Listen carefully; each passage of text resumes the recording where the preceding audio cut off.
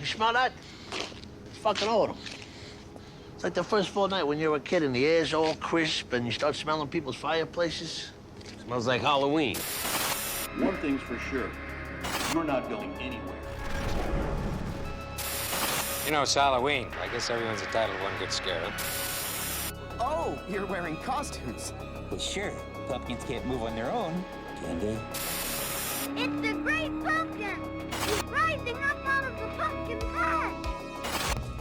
What the fuck are you doing? Halloween's over.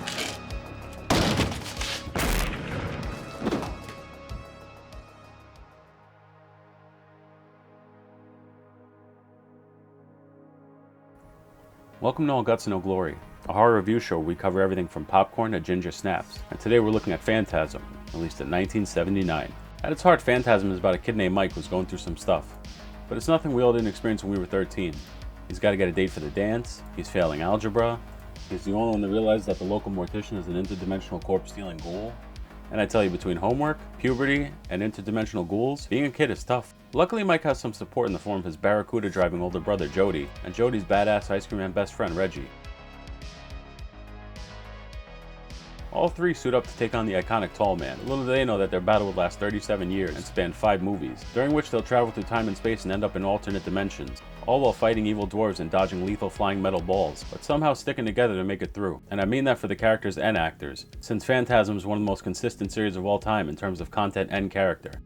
I've stayed friends with all of the Phantasm actors since the beginning, so we've got a couple of decades of friendship under our belt, so it's great to work with them. They decided to bring me back, and I just kind of enjoyed working on the picture in whatever capacity they would have me.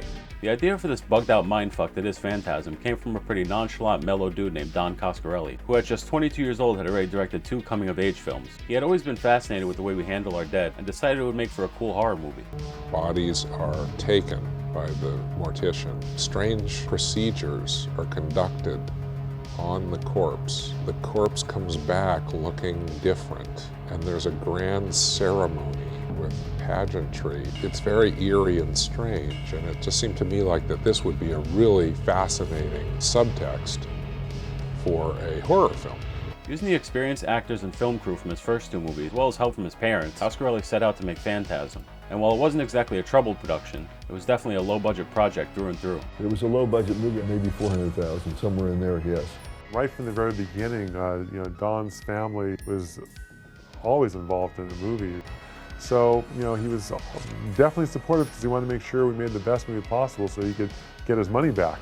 Of course, my wife, Kate Coscarelli, she's written 6 major novels, New York Times best-selling author.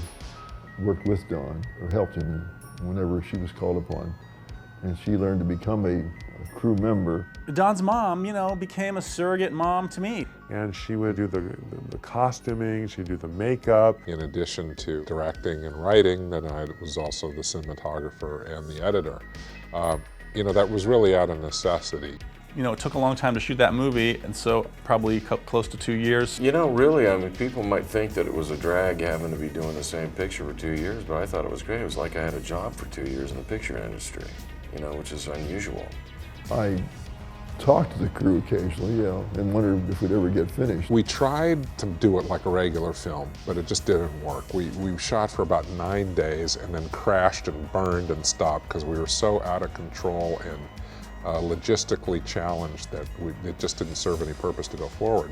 So then what we subsequently did is we started filming on weekends exclusively. We'd essentially get 3 full days of filming with that equipment for just 1 day as a rental, which to us is very important. We just didn't have the money and we needed to make it last. Then it would give us the midweek to kind of edit the film and to also do our location scouting and get prepared for the next weekend. So it was a year-long period of shooting, but we maybe shot about 50, 60 days during that period. So there was a lot of cognitive process between shooting days while I was trying to figure out how this strange movie was going to come together and then ultimately end. When it was all said and done, Coscarelli and company had made a one-of-a-kind entry into the world of horror films. It's safe to say that if there were a Horror Hall of Fame, Phantasm would need its own wing since it doesn't fit into one genre. It It's an amalgamation of slasher films, ghost stories, science fiction, and psychological horror, all wrapped up in a surreal dreamlike atmosphere. Coscarelli cites the original mindfuck Un Chat Andalou as an inspiration, but I find the best comparison to be The Sopranos. I know. I'm a Sopranos fanboy, but the comparison makes sense. If you ever watched The Sopranos from beginning to end, and I have, 9 times as a matter of fact, you'll probably remember the various dream sequences, which have been heavily praised for their unusual, unsettling, uncanny, often creepy, but incredibly accurate depiction of the human subconscious.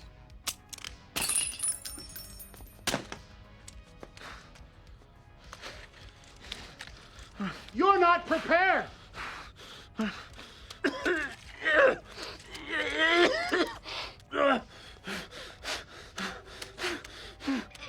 You'll never shut me up! Anyway, with all that being said, if you want the full experience, I suggest you go to your room, dim the lights, maybe burn a few scented candles, put this movie on, maybe listen to some Al Green. Take your time and have a really rockin' full-blown Phantasm. But if you don't have the patience for that, I can give you the full Leonidas right now. So if you're ready, let's get this surreal party started. Phantasm begins with 2 people making fuck in a cemetery. That's hot. That's a hot way to live. The guy getting ridden, Tommy, who looks like he hangs out around comic book shops and bowling alleys selling weed to teenagers, finishes up and compliments the chick, who promptly stabs him to death and turns into an old man. Well, I've seen enough. I'm out! A few days later, Tommy's closest friends, Reggie and Jody, attend his funeral under the impression that he killed himself, not knowing that he got stab-fucked to death by an old man with nice tits. Jody strolls around the mausoleum until he's interrupted by the mortician. The funeral is about to begin, sir. Well, the eulogy he was going to give is going to have to wait until he cleans the shit out of his underwear. This is our first real encounter with the menacing, otherworldly villain, the Tall Man. Throughout all 5 Phantasm films, he's portrayed fantastically by the late, great Angus Scrimm. And our other guest is Angus Scrimm, who was the actor, one of the main actors in the film. As you can see, Angus played the role of the romantic lead. Don and I discussed the Tall Man rather thoroughly before we began, and we decided that since Karloff had been often a sympathetic monster and Lugosi had been a kind of sensual Dracula and Vincent Price had played often for comedy, that we would try to create a character that was almost totally sinister. It became a problem of creating a kind of presence, and so I began to think of the Tall Man in terms of a representation of death. And I tried to carry that thought with me as I was playing him. As the Tall Man's nickname suggests, he towers over everyone else. This was accomplished with a combination of wardrobe and camera tricks. How tall am I is a question I'm often asked. You know, actually not that tall. I was a fat, squat little boy, but at puberty I suddenly shot up to 6'4". However, I've never been taller than that. And as you are aware, or will become aware as you age, the skeletal structure shrinks as one grows older. So I have now shrunk down to about 6.5 feet. So it's just a function of these, these really cool leather boots that our costume designer, my mother, found. I was given these huge boots that had lifts inside them. We had them actually built up at a shoemaker to give him an extra about 3 inches. So in heels, in his costume, he's about 6'7". And then the camera often, if you'll note, especially in the first film, was placed just a little lower than I so that you're looking up at the Tall Man. I think we cheated and have him on a box in that scene.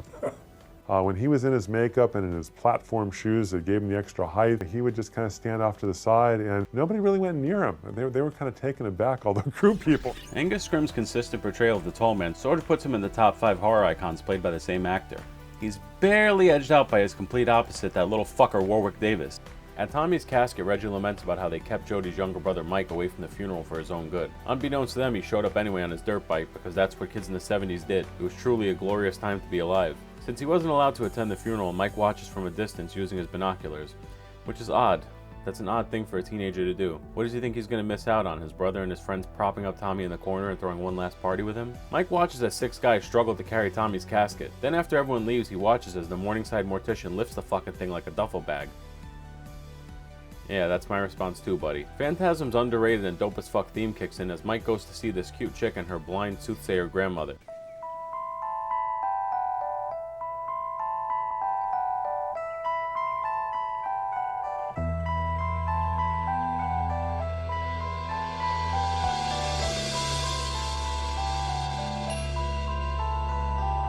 grandmother is pleased you've come and wants to know what's bothering you. He tells the grandma that he's worried about his older brother leaving town without him after he overheard his brother telling his friend he might leave Mike with some relatives and split. She tells him not to worry. Then he tells her about what he saw in the graveyard, and she manifests a black box and tells him to put his hand in it. When he does, he starts struggling and feeling pain while repeatedly being told, "Don't fear." When he finally relaxes, he gets his hand back. The girl tells him that it was all in his mind and that he has to learn that fear is the killer. He pays them for the session and leaves, and then they start laughing. And we're only 15 minutes into this movie, and I already feel like I'm watching Randy Quaid's Inner Thoughts. After an impromptu jam session, this blondie, who I think is the fortune teller's granddaughter from earlier, goes to the mausoleum and opens the door to the void. Then we hear screaming. Jody goes out drinking, and of course Mike follows him and watches as he arrives, orders a beer, sits down next to a chick, and immediately leaves with her to go make some fuck. Because back in the day, that's how easy it was. Back in the 70s, you could just go to orgies. Fuck this chick, fuck that chick, and not worry about anything. I mean, she's secretly a shape-shifting ghoul who plans on killing him, but my point remains. Jody and the lady in lavender, as she's known, head to the cemetery with Mike following like 10 feet behind him. I get that you've got other things on your mind, Jody, but how do you not notice that? Mike watches as his brother and this chick start getting frisky, and he should heed my grandpa's advice. Come for the tits, but leave before you see your brother's nutsack. I'm just kidding, we don't follow that advice in my circle. If you're willing to hump in front of everyone, then we're gonna watch, and laugh, and boo, and cheer and applaud accordingly. Anyway, peeping Mike hears a noise and sees a fucking dwarf, so he runs out of the bushes screaming, simultaneously saving and cock-blocking his brother. Jody chases him, but instead of being mad, he just hands Mike the car keys and sends him home. The lady in lavender is gone too, leaving Jody with the worst case of blue balls this side of the Mississippi. Kathy Lester, we were really lucky to find her. I mean, she was just perfect for that role. That's when I wore my jersey lavender dress to the screen test. Thought, let him see the curves. I heard from Don shortly after, and he said, you had this devious, sensual quality about you, and we like that. I had no idea of the tall man's alter ego, the lady in lavender. I don't think she was not in the original script. I don't think it was until later on that he explained to me that I was going to be the female counterpart. And then all of a sudden she's turns into the tall man right now. I mean, come on, the implications there are pretty interesting, I think. I didn't know I had an alter ego, but I couldn't have a prettier one. But not until I saw the film did I see the trick that Don had played on me. When you're in the vicinity of the tall man, reality can distort, time can distort, things just aren't what they seem. It was just an attempt to keep the audience off balance and to keep the tall man scary. Later, in one of the movie's coolest scenes, Mike dreams that he's asleep in the graveyard with the tall man hovering over him.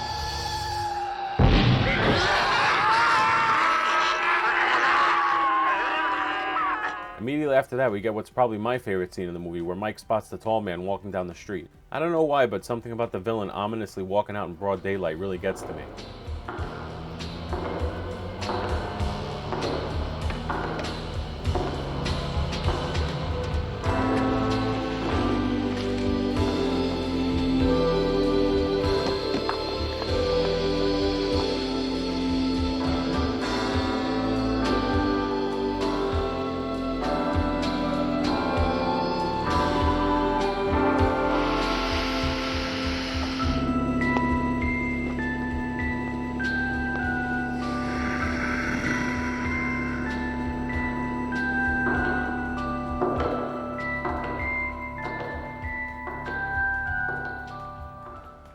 At home, Mike is working on the car when the cemetery dwarfs show up. Although we can't see them, their dwarf shenanigans give them away. They cause mischief by jumping on the car and making it fall on Mike. Luckily, he's so skinny he doesn't get crushed. Mike grabs a hammer and whacks the first thing he sees, which is his brother's foot. And again, Jody isn't even mad because he knows what the real problem in their neighborhood is. They were jumping on the car and making these weird sounds.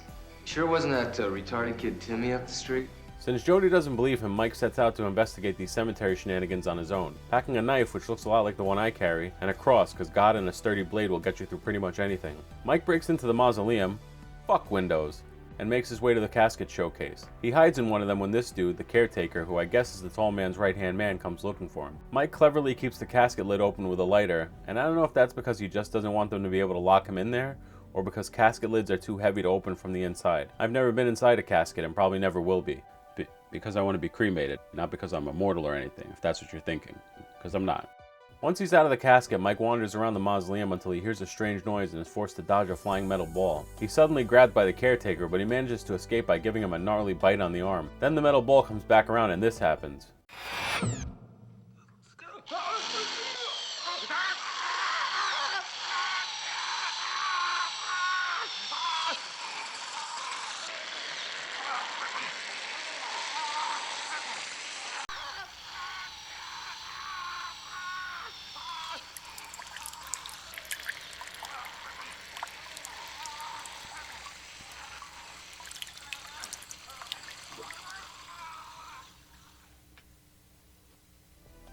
Fuck yeah, this is that good shit, that classic shit. I'd argue that even if you've never seen Phantasm, you've seen this scene, since it makes it onto every top movie kills list.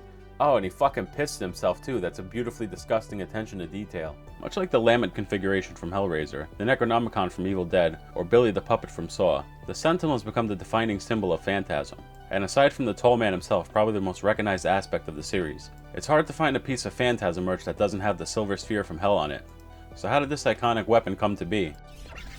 The original idea came from a dream. I had had a dream somewhere in my late teens about being pursued through a corridor by some kind of a flying steel ball. We had the storyboard for the movie, and we could see the challenges ahead with all the different special effects we needed to achieve with the silver sphere. We turned to a man named Will Green. He was the man they went to if you needed to revolve a T-bird. A nice gentleman who had a background in effects, but really he was, at the time I remember in his shop, he was building these gigantic turntables for car commercials. We gave him the plans, and he came up really with his own plan. Rather than make one sphere that could do everything, we might want to break it into different spheres. So consequently, we had a profile sphere. The prongs would actually shoot out.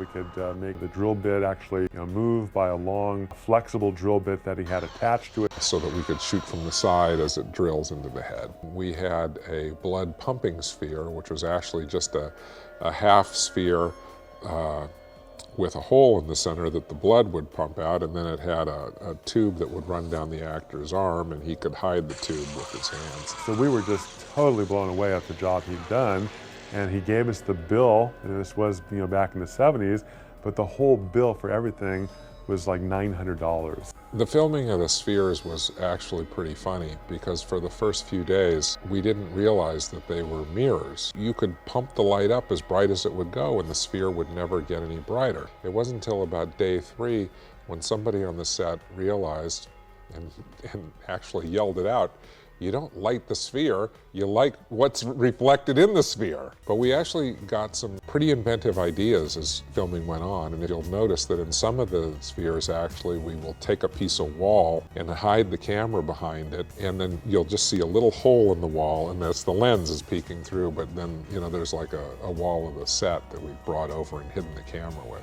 In getting the silver sphere to actually fly down the hallway, that was another challenge. And we had someone on the crew who was a high school baseball pitcher. So we had a plastic ball that we'd fabricated and mirrored the inside of it, filled it with sand, and then he would stand behind the camera. We would run the camera in reverse, and he would just throw it right over the camera towards the opposite end of the hallway. And then, of course, playing it back, it looks like the sphere is coming right towards the camera. It worked out great. And of course, we cut the part where it then hits the other end and spatters into 50 pieces. Having witnessed something that will scar him for the rest of his life, Mike goes to leave, only to have the Tall Man show up and play a game of Mausoleum Chicken, which sounds like the coolest underrated punk band of the early 80s.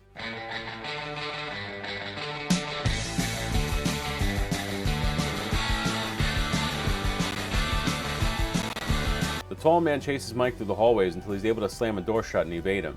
Well, evade most of him. His fingers are stuck in the door frame.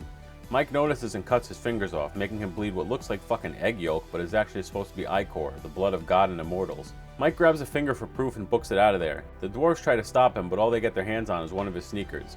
Maybe dwarves aren't the best evil assistants. This sequence involved the puppetry of the fingers, and if you take a good look in the next couple shots, you can see underneath the landing there is where puppeteers worked, and they used this mirror here sitting on this person's lap. It's kind of an optical illusion to see what was going on up on top. You can see them watching puppeting in the mirror there. I think all the effects came out really nice. I mean, everything was so organically done, you know, like we're talking about thread and wire and, you know, mixing up yellow stuff, trying to get the right consistency, using milk at first, right, in that mix, and then that milk would spoil it and it just smelled terrible. The place would stink. Oh, God. Jody wakes up to find Mike asleep on the stairs, shotgun in hand. Jody finally believes him after seeing the tall man's fingers squirming around, and they make plans to take Mike's evidence to the cops. But when Mike goes to get the finger, it's turned into a fucking mutant fly. Mike and Jody catch it in a shirt and throw it into a garbage disposal, and Reggie shows up just in time for it to attack again, forcing Jody to stab it to death. After that, Reggie, I guess, goes to work, because he disappears for a little while, leaving Jody to sneak into the mausoleum alone. Once inside, he's attacked by a dwarf, which he then shoots, presumably to death. He runs out of the mausoleum and is chased down by a hearse. He shoots at the driver, but he's forced to dodge it when it keeps coming at him. Out on the main road, he almost kills another driver, but runs out of bullets. And thank God for that, because the other driver is his brother coming to save him. Jody rides shotgun, literally, while Mike drives as they get into a high-speed chase with the hearse. Jody is able to shoot out the engine, causing the hearse to crash. When they circle back around and check on the driver, it turns out to be a dwarf-sized version of their buddy Tommy, who died in the intro. And here he is dying again because he got impaled by a branch. Jody somehow immediately comes to the correct conclusion that they're taking bodies and crushing them like soda cans at the dwarves. While Jody is trying to find the logic in all this, big mistake. Reggie's plan is more to my liking. I see it all now. What we gotta do is we gotta snag that tall dude and stomp the shit out of him, and we'll find out what the hell is going on up there. Yeah, we'll lay that sucker out flat and drive a stake right through his goddamn heart. Jody once again leaves Mike out of their plans, even though Mike saved his ass at least twice, so Reggie takes him to their friend's antique store so these chicks Sally and Susie can keep an eye on him. The antique store setting is a fantastic way to incorporate more tall man lore, since Mike checks out the antiques and comes across an old photograph of the tall man on a horse-drawn carriage that comes to life and looks at him. At home, Jody falls asleep and has a cool, creepy dream.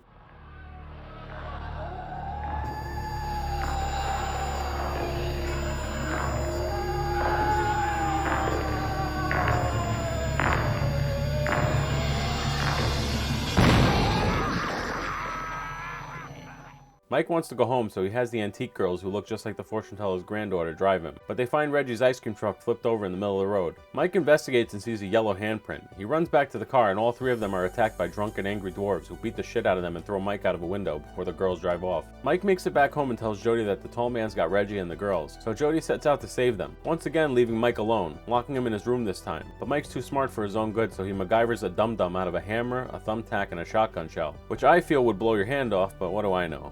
God, this kid is fucking cool. He blasted a hole through his door, armed himself with a handgun, and he's probably gonna ride his dirt bike to go fight a fucking ghoul. Crazy that this is what kids used to do for fun. What the fuck happened to this country? We gotta get back to this.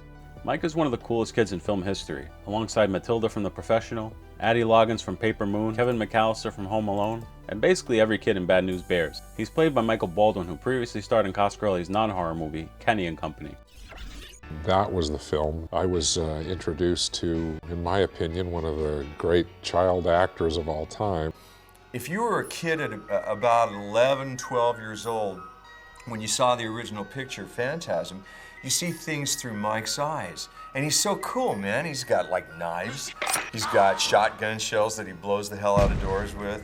He's got a chrome 45. Wow, how cool is that? The relationship and the friendship was much deeper than just working together on a picture. You know, I just really looked up to him, and we just became kind of like brothers, real brothers. We really liked each other, you know? He was just a kid. And I wasn't much older, really, 10 years older. It was like 23 and 13. What was it like being a kid on the set? It depends who you ask. Oh, he was very irritating. Now you're asking me, so I will say it was great. There was a motorcycle on the set, so when I wasn't working, I got to hop on the motorcycle and ride away. And making a movie, it's a blast. It's way more fun when you're 13 than it is when you're older. If you ask somebody else, they might say something like, oh my God, what a terror. I think the worst thing that Mike did was during the scene where Reggie is coming out of the funeral home, and we've got this huge fan, a wind machine blowing. And believe me, I want to get this scene the first time because sweet Michael is throwing stones and debris in front of this huge wind machine. I know I got hit more than a few times. That's because that's the only story they can remember. They're so old They can't remember any other interesting story, so they always go back to, he put rocks in the wind machine.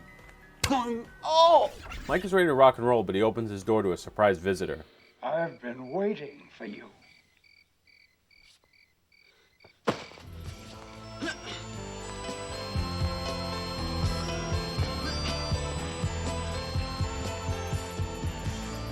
Angus Scrimm is so fucking great in this role that I just want to include all his lines. I also love how he picks Mike up with one hand like a rabbit or a puppy. Get in there, you little shit. Well, this is one of the obstacles. Is this scene called for Angus to surprise Mike at the door, grab him by the throat, hoist him in the air, and carry him 20, 25 feet over and hurl him into the hearse. Well, that kid weighed at least 115 pounds, 120 pounds, and there's just no way Angus could hold him at arm's length. So, enter the camera dolly, and we handheld the camera and used the camera dolly to carry Mike out. And it worked just great. It looked great. Yeah. It really did. Took a little bit of choreography. And it turned out great. I mean, it looked really good. It looked just like he was just being lifted right up, you know. Hoist him right up. With a lot of strength. Throw that kid in there.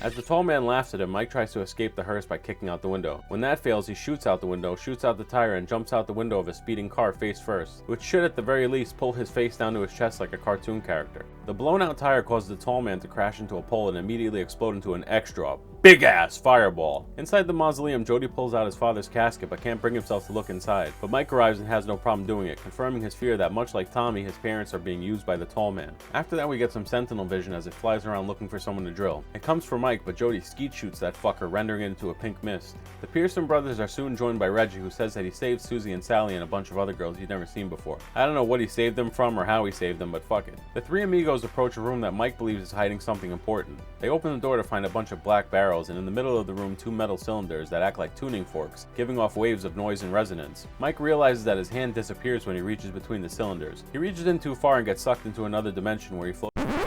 What the fuck was that?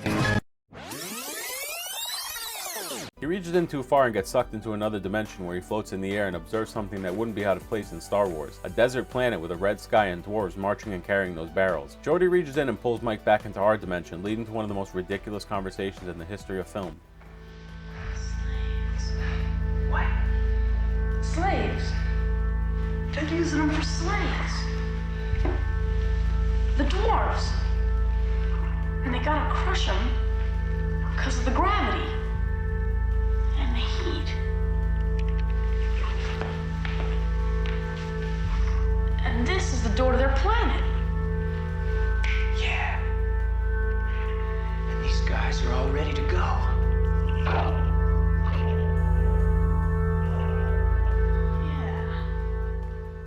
Yeah, you're absolutely right, Mike. And their sky is orbited by a red dwarf star, which is why their planet is red. And they wear brown robes because dwarf diets are 90% milk and plants that they forage for. So they constantly take violent liquid shits. And they don't want to do laundry all the time, but they also didn't want the shit stains to be visible. Yeah, it's all making sense now. The lights go out and somehow, even though they were all in one small ass room together, everyone gets split up. Reggie is the only one left behind and remembers stopping a tuning fork from tuning during his jam session earlier, so he does the same thing here. It throws things out of whack and Reggie almost gets sucked into another dimension. But he's strong as fuck from slinging ice cream cones and mixing milkshakes, so he's able to escape. There's a little behind the scenes work that can show how he did some of the effects with this flying through the, you can see the mirror set up to for the space gate. Oh man, I remember this. 1, 2, 3. Now we were trying to achieve the effect of the space gate collapsing upon itself in some kind of interdimensional time warp. And sucking me into it. That was the plan. Now we were doing this the low-tech way where we had you wired up to a couple of ropes there on your feet. And every grip in the world. Throw a canister at Reg. Yeah. I got hit a couple of times, actually. You got nailed right on the head one time, I know for a fact.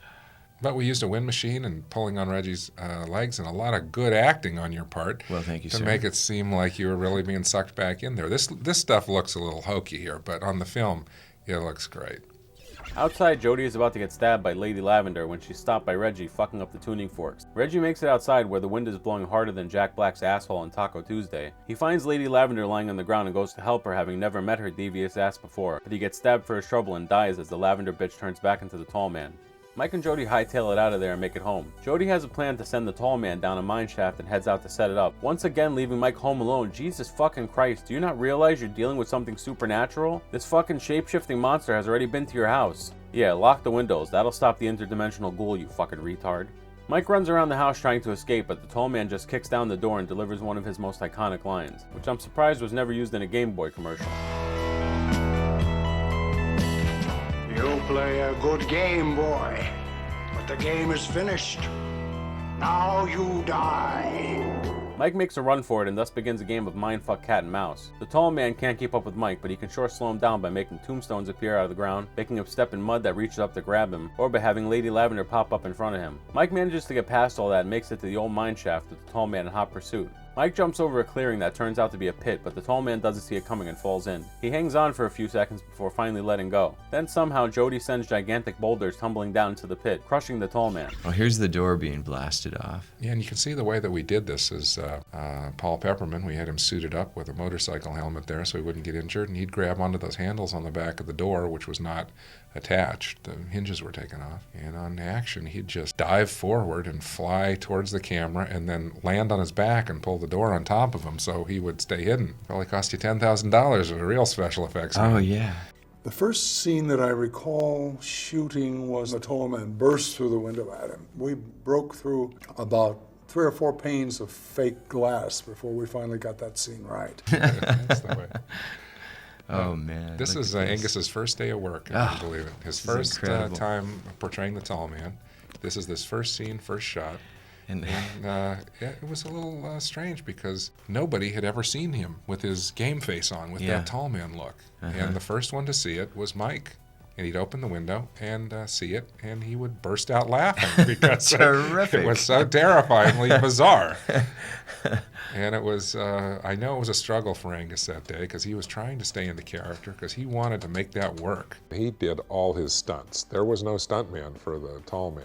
You know, he jumped into that pit. He was a real trooper. Mike looks up to see his brother standing triumphantly on the ledge before waking up in his bed. Mike has a fireside chat with Reggie, who tells Mike that all this tall man stuff was a nightmare, and that Mike hasn't been himself since Jody died in a car wreck last week, thus revealing that the movie's events have been in the mind of a troubled kid who lost his parents and older brother and has been having nightmares about it. Lucky for Mike, he's got a kick-ass legal guardian in Reggie who comforts him. I'll take care of you. I know I can't ever take Jody's place, but I'm sure as hell gonna try. You know, partner, what we need is a change of scenery. Why don't you and me hit the road for a couple of weeks? Where'll it go? Well, I don't know. I guess we can figure that one out when we get there. I wish people would take me on road trips when I'm sad. I love road trips. Reggie has another jam session as Mike goes upstairs to pack. He closes the closet door to reveal the tall man standing behind him.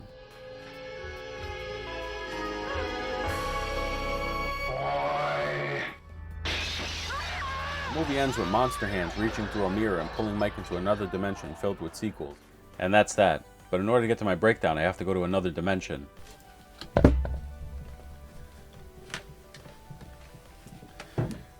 Let's do this. Let's get this surreal party started.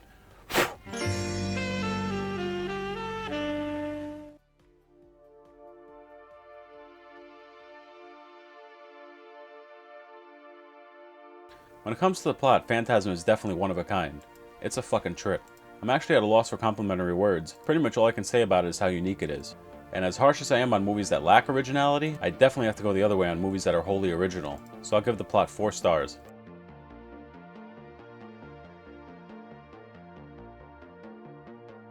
When it comes to the effects, Phantasm is a case of right place, right time, right budget. The lack of computer effects and the low budget means Karl and Company had to pull magic out of their ass. And you know what? I think they did it. I struggled to think of a particularly bad effect, and I can't. So 4 stars for the effects. When it comes to the characters, I think Phantasm is a cut above the rest. I mean, putting aside that this movie introduced a horror icon in the Tall Man, the other three characters, Reggie, Jody, and Mike, are dope as fuck too.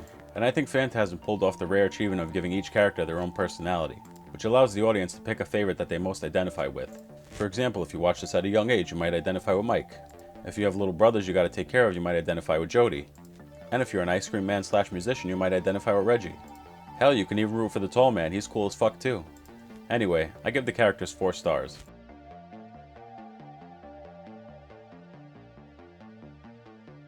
Finally, we get to the kills. Kill of the week, represented by my buddy back here, the Lion, is an obvious choice. The caretaker who gets drilled and drained, which is not only the greatest kill in this movie, but one of the greatest of all time. Kill of the week, represented by the lowly Vulture. We'll go to the fortune teller's daughter, who disappeared into the void and might not have even died at all. The other kills were on screen except for Jody's, and his death was part of the twist ending, so it had to be off screen. The best non-kill sequence, now represented by my buddy the Hammerhead Shark, will go to the Tall Man walking around in broad daylight. Like I said, it's my personal favorite part of the movie, but if I had to be objective and give this award to another part, it'd probably go to one of the many dream sequences, or one of the scenes of Tall Man talking shit to Mike.